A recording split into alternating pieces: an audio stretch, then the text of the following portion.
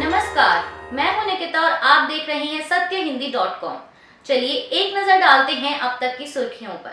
आज बुधवार 21 अगस्त को मुंबई में महाविकास अघाड़ी की बैठक हुई। बैठक के बाद महाराष्ट्र कांग्रेस प्रमुख नाना पटोले ने बदलापुर मामले को लेकर कहा कि सरकार खुद इसमें राजनीति कर रही है। इस प्रकरण को दबाने की कोशिश की जा रही है। बच्चों के खिलाफ अपराध के मामले में सबसे बड़ा राज्य अगर कोई है तो वो महाराष्ट्र है। उन्होंने कहा कि राज्य में 21,000 ऐसी घटनाएं हुई हैं और सरकार उन्हें छुपा रही है। इस सरकार को सही आईना दिखाना जरूरी है, इसलिए 24 अगस्त को हमने महाराष्ट्र बंद का आह्वान किया है।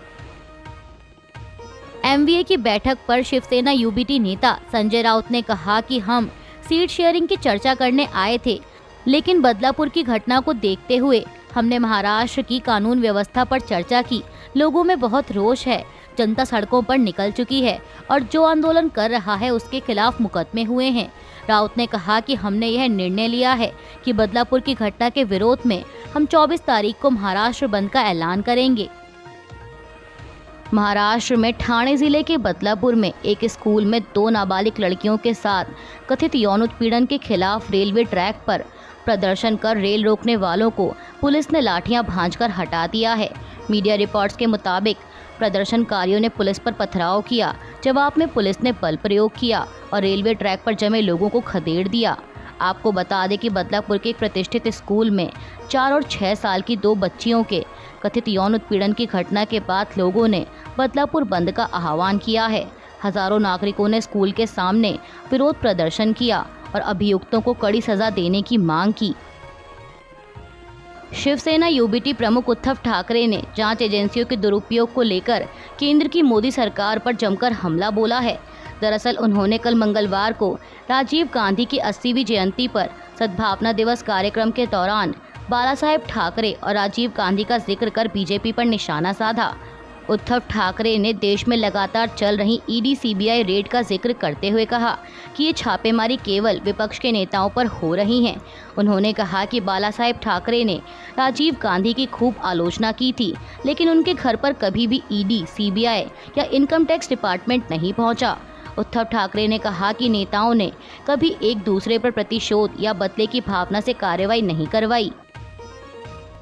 समाचार एजेंसी पीटीआई के मुताबिक अखिल भारतीय आयुर्विज्ञान संस्थान यानी एम्स के निदेशक ने एम्स नई दिल्ली के रेजिडेंट डॉक्टरों से तुरंत अपनी ड्यूटी पर लौटने की अपील की है, ताकि रोगी देखभाल सेवाएं सामान्य हो सकें।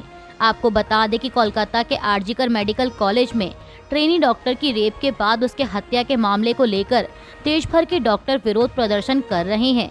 अब ऐसे में डॉक्टरों की हड़ताल की वजह से स्वास्थ्य सेवाएं प्रभावित हो रही हैं।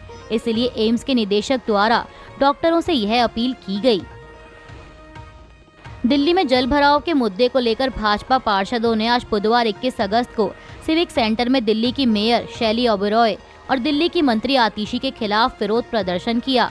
आपको बता दें कि दिल्ली में बीते कुछ दिनों से लगातार हो रही बारिश के चलते कई जगहों पर जल भराव की समस्या सामने आई है, जिसके चलते लोगों को खासी परेशानियों का सामना करना पड़ रहा है। लोकसभा चुनाव 2024 में हार के बाद मोदी कैबिनेट में जगह पाने वाले रवनीत सिंह बिट्टू को भाजपा ने राजस्थान में राज्यसभा का उम्मीदवार बनाया है। इस पर रवनीत सिंह बिट्टू ने प्रतिक्रिया देते हुए कहा कि मैं प्रधानमंत्री मोदी, गृहमंत्री अमित शाह, भाजपा अध्यक्ष जेपी नड्डा और खास तौर पर भजनलाल शर्मा, सभी मंत्रियों, विधायकों का आभार प्रकट करता हूं। इतना प्यार राजस्थान के विधायकों ने मुझे दिया है, उसके लिए मेरे पास शब्द नहीं है। दूसरी पार्टियों ने अभी तक यहाँ पर कोई उम्मीदवार खड़ा नहीं किया, इसलिए भाजपा की यहाँ बड़ी जीत है। मेरी जन्मभूमि पंजाब और कर्मभूमि राजस्थान है। मेरे पास जो मंत्रालय है उसकी ओर से काम में कोई कमी नहीं की जाएगी। राजस्थान की पगड़ी को मैं और ऊंचा करूंगा और कभी ऐसा मौका नहीं आएगा कि उस पगड़ी पर दाग लगे। एससी और एसटी आरक्षण में क्रीमी लेयर को आए सुप्रीम कोर्ट के फैसले के विरोध में दलित और बहुजन संगठनों द्वारा आज भारत बंद का आह्वान किया गया है। National confederation of Dalit and Adivasi organisations ने मांगों की एक सूची जारी की है, जिसमें एससी, एसटी और ओबीसी के लिए न्याय और समानता की मांग शामिल है। संगठन ने सरकार से अनुरोध किया है कि इस फैसले को खारिज किया जाए, क्योंकि यह अनुसूचित जातियों और अनुसूचित जनजातियों के संवैधानिक अधिकारों के लिए खतरा है। संगठन SC, ST और OBC के लिए आरक्षण पर संसद की ओर से एक नए कानून को पारित करने की भी मांग कर रहा है, जिसे संविधान की 9वीं अनुसूची में समावेश के साथ संरक्षित किया जाए। आज 21 अगस्त को भारत बंद के आह्वान के बीच हिंसा से बचने के लिए बंद की तैयारी का आकलन करने के लिए वरिष्ठ नागरिक और पुलिस अधिकारियों ने एक बैठक की। सभी संभागीय आयुक्तों, जिला मजिस्ट्रेटों और वरिष्ठ पुलिस अधिकारियों ने वीडियो कॉन्फ्रेंसिंग के माध्यम से बैठक में भाग लिया और उन्हें बंद के लिए तैयार रहने के निर्देश दिए गए। आपको बता दें कि भारत बंद का असर राजस्थान, उत्तर प्रदेश, हरियाणा, मध्य प्रदेश जैसे राज्यों में ज़्यादा दिख सकता है। सबसे ज़्यादा असर राजस्थान में दिखाई देने की उम्मीद की जा रही है। ऐसे में गंगापुर सिटी जिला कलेक्टर ने आज भारत बंद के आह्वान के मद्देनज़र कानून और व्यवस्था बनाए रखने के लिए जिले के सभी स्कूलों को बंद रखने का आदेश दिया है। वहीं एम्बुलेंस, अस्पताल और चिकित्सा सेवाएं सहित आपातकालीन जैसी ज़रूरी सेवाएं खुली रहेंगी। इसके अलावा सरकारी दफ्तर, बैंक, स्कूल और कॉलेज में सामान्य रूप से कामकाज चलता रहेगा। केंद्रीय मंत्री चिराग पासवान ने SC और ST आरक्षण पर सुप्रीम कोर्ट के फैसले के खिलाफ दलित आदिवासी संगठनों के भारत बंद का समर्थन किया है। चिराग पासवान ने X पर लिखा कि SC, ST आरक्षण पर सुप्रीम कोर्ट के फैसले के विरोध में शांतिपूर्ण तरीके से भारत बंद के फैसले का मैं और मेरी पार्टी लोक जनशक्ति पार्टी रामविलास अनुसूचित जाति एवं जनजाति के पक्ष में नैतिक रूप से समर्थन करती है। समाज के शोषितों और वंचितों के हक की आवाज बनना हमारा कर्तव्य है। उन्होंने आगे लिखा कि विगत दिनों आदरणीय प्रधानमंत्री जी की अध्यक्षता में केंद्रीय कैबिनेट में यह फैसला किया गया था कि जैसे बाबा साहेब डॉक्टर भीमराव अंबेडकर जी ने आरक्षण के प्रावधान रखे थे, ठीक वैसे ही रहेंगे। आरक्षण से किसी भी प्रकार की छेड़छाड़ नहीं की जाएगी। हमास द्वारा संचालित रक्षा प्राधिकरण ने दावा किया है कि इजरायली सेना ने गजा शहर के एक और स्कूल पर हमला किया है। प्राधिकरण का दावा है कि इस हमले में कम से कम 12 फिलिस्तीनियों की मौत हो गई। प्राधिकरण के एक प्रवक्ता ने बताया कि गजा के पश्चिमी इलाके रिमाल में मौजूद मुस्तफा हफीज स्कूल पर हमले के बाद बचाव कर्मी मलबे में और लोगों को ढूंढ रहे हैं। वहीं इजरायली सेना की ओर से जारी बयान में कहा गया है कि उसने हमास के कमांडर और कंट्रोल सेंटर को निशाना बनाया था, क्योंकि ये स्कूल के अंदर से काम कर रहा था। बता दें कि इससे पहले भी इजराइल इस इलाके में कुछ स्कूलों पर हमले कर चुका है। इजराइल का कहना है कि ये स्कूल हमास के लड़ाकों के अड्डे बने हुए हैं। UPSC लेटरल भर्ती के विज्ञापन को केंद्र की मोदी सरकार ने कल मंगलवार को वापस ले लिया है, लेकिन इसके बाद भी राजनीतिक दलों के बीच आरोप प्रत्यारोप का दौर थम नहीं रहा। दरअसल कल मंगलवार को केंद्रीय मंत्री जितेंद्र सिंह ने UPSC अध्यक्ष को पत्र लिखकर इन नियुक्तियों के विज्ञापन को रद्द करने का अनुरोध किया था। इसके बाद कई विपक्षी नेताओं ने प्रतिक्रिया दी। उन्होंने कहा कि उनके मुद्दा उठाने के बाद ही सरकार की तरफ से ये कदम उठाया गया है।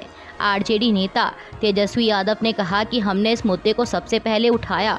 यह लोग लेटरल भर्ती के बहाने आरक्षण को समाप्त करना चाहते हैं और संविधान के खिलाफ काम कर रहे हैं। तेजस्वी ने कहा कि भाजपा किसी भी कीमत पर नहीं चाहती कि SC ST समाज सचिवालय में बैठे, बल्कि ये लोग चाहते हैं कि शौचालय में बैठे। बिना किसी परीक्षा और आरक्षण के IAS और IPS भर्ती हो जाएंगे। इसका मतलब संघ के लोगों की भर्ती करने का प्रयास किया जा रहा है। हम इसका कड़ा विरोध करते हैं। अब तेजस्वी यादव के इसी बयान पर प्रतिक्रिया देते हुए भाजपा सांसद रविशंकर प्रसाद ने कहा कि तेजस्वी यादव को कुछ याद दिलाना जरूरी है कि जब उनके पिता रेल मंत्री थे, मनमोहन सिंह सीधे राजस्व सचिव बने। क्या वे कोई IAS या IPS थे? विजय केलकर वित्त सचिव बने, बाहर से आए थे। कांग्रेस का इतिहास भरा हुआ है। तेजस्वी यादव थोड़ा होमवर्क करना सीखिए। PM मोदी ने स्पष्ट कहा है कि हम पिछड़ों के हक पर कोई हमला नहीं होने देंगे, इसलिए हमने इसे रद्द किया।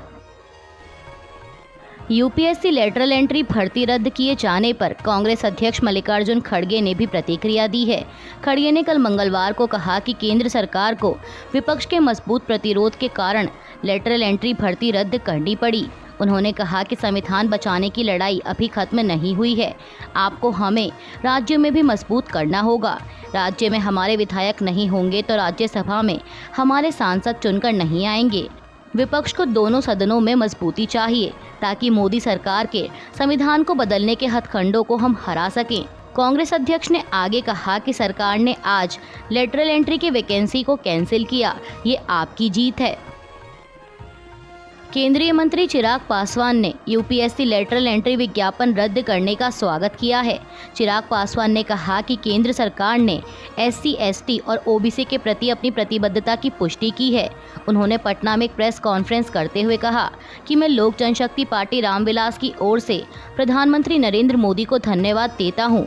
सरकार ने मिसाल कायम की है। उम्मीद है कि भविष्य में सरकारें लोगों की भावनाओं का ध्यान रखेंगी। मामले को लेकर केंद्र सरकार की आलोचना कर रहे विपक्षी दलों को भी चिराग पासवान ने जवाब दिया। केंद्रीय मंत्री ने कहा कि विपक्ष हम पर उंगली उठाता है तो उन्हें ये याद रखना चाहिए कि 3 उंगलियां उनकी तरफ भी उठती हैं।